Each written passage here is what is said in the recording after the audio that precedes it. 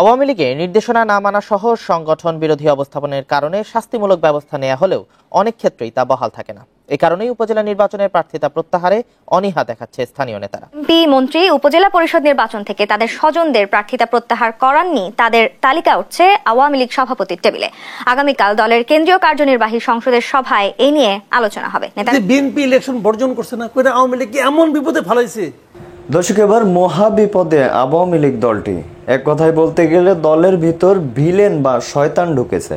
নড়বড় হয়ে যাচ্ছে, ভেঙে যাচ্ছে আওয়ামী লীগের পুরনো দলটি, যেখানে আওয়ামী লীগের কোনো কথাই শুনছে না সেই সব নেতারা। একের পর এক নেতাকর্মীরা অনৈতিক কাজের সাথে জড়িত হচ্ছেন। এবার সেসব বিষয়কে কেন্দ্র করে খেপেছেন আওয়ামী লীগের সাধারণ সম্পাদক ওবায়দুল কাদের।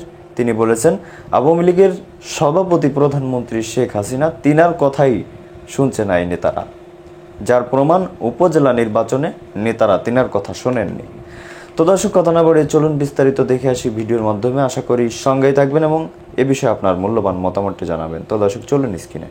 সত্ত্বেও যেসব এমপি মন্ত্রী উপজেলা পরিষদ নির্বাচন থেকে তাদের স্বজনদের প্রার্থিতা প্রত্যাহার করাননি তাদের তালিকা উঠছে আওয়ামী লীগ সভাপতির টেবিলে। আগামীকাল দলের কেন্দ্রীয় কার্যনির্বাহী সংসদের সভায় এই নিয়ে আলোচনা হবে। নেতারা জানান, যারা দলীয় সিদ্ধান্ত মানেননি দল তাদের বিরুদ্ধে ব্যবস্থা নেবে, এ নিয়ে কোনো সন্দেহ নেই। জয় যাদবের রিপোর্ট।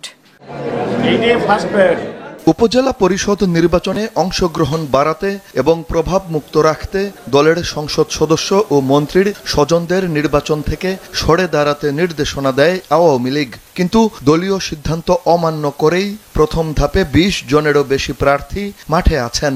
দ্বিতীয় ধাপে প্রার্থী হয়েছেন প্রায় ৩৫ জনের মতো।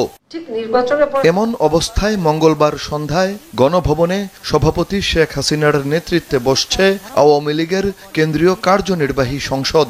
সভায় ১৬টি এজেন্ডা নির্ধারণ করা হলেও প্রাধান্য পাবে উপজেলা নির্বাচন। নেতারা বলছেন, স্বজনদের প্রত্যাহারের নির্দেশ দেওয়ার পর পরিস্থিতি জটিল হয়ে দাঁড়িয়েছে। সবাই এখন সভাপতির দিক নির্দেশনার অপেক্ষায়। এটা আপনি যতই বলেন, এটা খুব একটা জটিল বিষয়।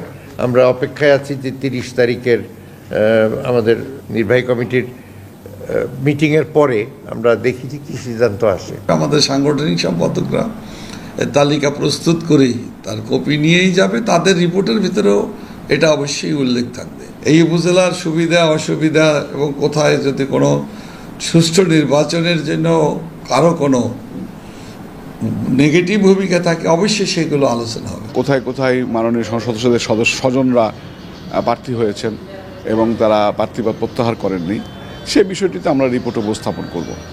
এরপরে আওয়ামী লীগের কেন্দ্রীয় নির্বাহী কমিটিতে বিষয়টি আলোচিত হতে পারে। আলোচিত হলে সেখানে এক ধরনের সিদ্ধান্ত তো অবশ্যই আসবে। নেতারা বলছেন, বিএনপি না আসায় দলের সবার জন্য নির্বাচন উন্মুক্ত থাকলেও রাজনৈতিক কৌশলগত কারণে এমপি মন্ত্রীর স্বজনদের সরে দাঁড়াতে বলা হয়েছে। যারা এই নির্দেশনা মানেননি তাদের বিরুদ্ধে নেওয়া হবে সাংগঠনিক ব্যবস্থা। যদি সরে দাঁড়াতে তারা ব্যর্থ হয় অথবা দলের নির্দেশ তারা না মানে, সেক্ষেত্রে দল তাদেরকে অবশ্যই তাদের জন্য ব্যবস্থা নেবে। শাস্তিমূলক ব্যবস্থার বহু কৌশল আছে, তার যে কোনো একটি বা একাধিক কৌশল এই সকল প্রার্থীদের ক্ষেত্রে আওয়ামী লীগ নিবে, এ ব্যাপারে সন্দেহের কোনো অবকাশ নেই। একজন রাজনীতিবিদ কিভাবে শাস্তির আওতায় আসবেন, এটি কখনো পাবলিক হয়, কখনো পাবলিক হয় না। কিন্তু যেহেতু দলের নির্দেশ তারা উপেক্ষা করেছেন, সেহেতু কোনো না কোনোভাবে তারা শাস্তির আওতায় আসবেন। এটি প্রকাশিত শাস্তি হতে পারে, অপ্রকাশিত শাস্তি হতে পারে। রাজনীতিতে সরকারি চাকরি না যে আপনি নোটিশ দিয়ে দিলেন, তাকে শোকজ নোটিশ করলেন আর নোটিশ করলেন। রাজনীতিতে বিভিন্ন কৌশল থাকে। আমাদের সভানেত্রীর হাতে অনেক কৌশল আছে। দলের নির্দেশ যারা না মানবে তাদের যে শোকজ দিয়ে তাদের বহিষ্কার করে দিবে, that is not the only solution. কিন্তু দলের বিপক্ষে অবস্থান নিলে তাদের মঙ্গল হবে না, এই ধরনের সিগন্যাল যাবে। উপজেলা নির্বাচন ছাড়াও বিভিন্ন দিবস ভিত্তিক কর্মসূচির পাশাপাশি ২৩ জুন দলের প্রতিষ্ঠার হীরক জয়ন্তী উদযাপনে বছরব্যাপী কর্মসূচিও চূড়ান্ত হবে কার্যনির্বাহী সংসদের সভা থেকে। আওয়ামী লীগের নির্দেশনা না মানা সহ সংগঠন বিরোধী অবস্থাপনের কারণে শাস্তিমূলক ব্যবস্থা নেওয়া হলেও অনেক ক্ষেত্রেই তা বহাল থাকে না। এ কারণেই উপজেলা নির্বাচনের প্রার্থিতা প্রত্যাহারে অনীহা দেখাচ্ছে স্থানীয় নেতারা। বিষয়টি প্রকাশ্যে বলতে রাজি না হলেও দলের কেন্দ্রীয় নেতারা মনে করেন চেইন অফ কমান্ড মেনে চলার বিকল্প নেই। প্রথম দফার উপজেলা নির্বাচন উপলক্ষে মন্ত্রী এমপির স্বজনদের মনোনয়ন প্রত্যাহার না করা নিয়ে কঠোর সাংগঠনিক ব্যবস্থার হুঁশিয়ারি ছিল দল থেকে। সময়ের সাথে সাথে সেই কঠোর অবস্থান যেন পাল্টে গেল। এখন বলা হচ্ছে নির্বাচন থেকে সরে যাওয়ার সুযোগ এখনো আছে। কি বা কোন কারণে দলের নেতারা কেন্দ্রের সিদ্ধান্ত সরাসরি অমান্য করছে সে বিষয়ে কথা বলতে অস্বস্তি বোধ করেন কেন্দ্রীয় নেতারা। আপনি তো বলে দিলেন যে বহিষ্কার হয়েছে, আবার সাধারণ ক্ষমা করে দেওয়া হয়েছে। এখন এটা ভাবতেই পারে, আর এবার তো বহিষ্কার ওইরকম কোনো আমাদের ছিল না, ছিল যে কেউ ইলেকশন করতে পারবে, সেটা ছিল। এখন এই যে আত্মীয় স্বজনদের নিয়ে যে নেমে গেছে দাদা, সেটাই তো মানে আমাদের জন্য খুব বুমেরাং।